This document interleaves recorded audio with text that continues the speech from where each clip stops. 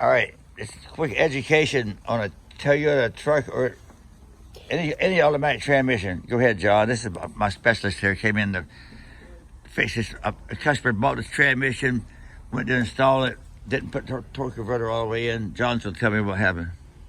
My guess, based on what I see, is they mounted the torque converter to the flywheel first, which you never do. You always leave the torque converter in the transmission when you install it. Also, make sure the dowel pins are in the motor and didn't get left in the other transmission, because it will center it up and cause it not to leak out the front. Once you know the dowel pins are there, the torque converter is all the way back. It'll usually click maybe 3 times. But once you determined it's all the way back, you install it. First thing you want to do is install the bell housing bolts. Once all the bell housing bolts are installed, you make sure the converter will move behind it before you attach it to the flywheel. How do you get to it, to the starter hole? Sometimes it's difficult to get through. You may have to put a scribe through one of the bolt holes in the flywheel just to make sure it's not pinched up against it. Sometimes you even may have to turn the motor to align it to it.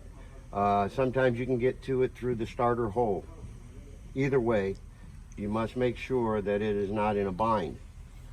Then once you've determined it's not in a bind, you line up one of the holes and you draw the converter forward towards the flex plate.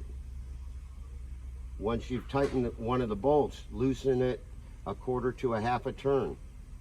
Rotate the engine 180 degrees and get to the other one. Tighten that one up. And you might even want to loosen that 1/4 of a turn. And then you can go ahead and start tightening all your torque converter bolts at that point. That way the converter is drawn up evenly, and this pilot of the converter will be in the pilot of the crankshaft correctly and not in a bind, causing it to leak out the front. So the damage was?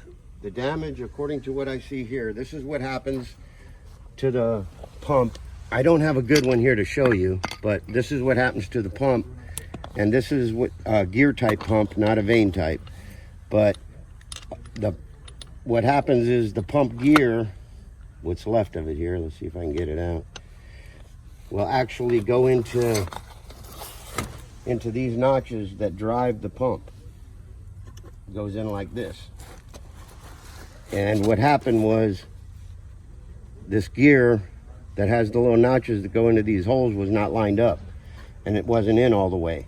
So whenever they bolted the transmission to the engine, it put it in a bind to the point where it broke the gear, broke the ear off the gear.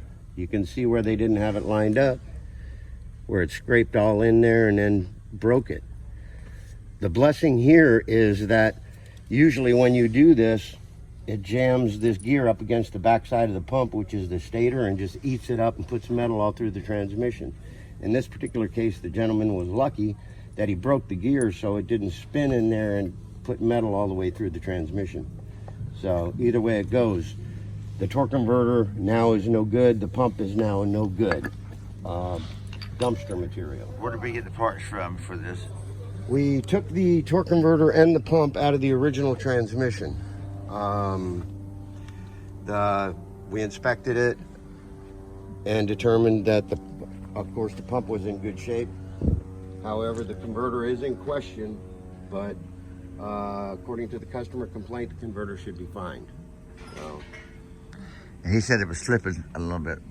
well, providing it wasn't slipping when the converter clutch locks up, then the problem is not here. Anytime it slips at lower speeds, reverse, drive, or whatever, and usually when a torque converter starts slipping, the converter clutch in it, the area right around here is where the converter clutch applies, and it'll show heat marks once it starts slipping, and it all looks clean. So he should be good with his torque converter. Yep. And what is this thing called, a pump? That is the pump. And you tell him to be very careful with this cable because it controls everything in this transmission. Is there an adjustment on that? There is, right here. What's the proper way?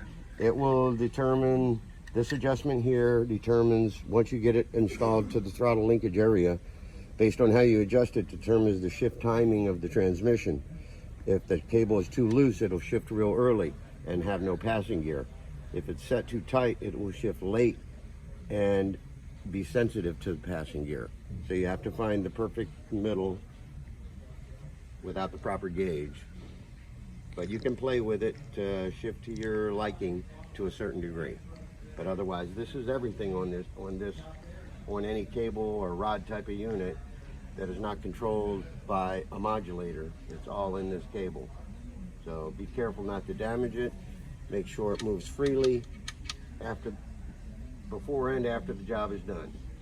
And that'll do it. This man's lucky we could fix it. He's lucky he bought it able to pick apart the key salvage.